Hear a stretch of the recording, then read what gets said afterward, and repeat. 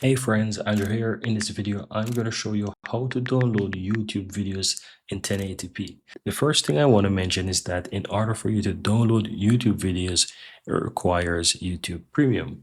And so once you have YouTube Premium, you can easily go ahead and download videos into 1080p. Let me show you how to do that. Once you have YouTube Premium, on the left side, you want to go ahead and find downloads. Under you click on downloads. Here you'll find the videos that you have downloaded. And in order to set it to 1080p, click the settings gear in the upper right. And here you'll find the download quality. Just set it to full HD 1080p because by default it is set to standard and you will only get your videos downloaded in standard 480p. Now once you have this set to full HD 1080p, you can basically search for videos now, and I'm going to just choose, for example, this one video right here. And if I scroll down on this video, I will say download. I click on it, and now this video will download in 1080p.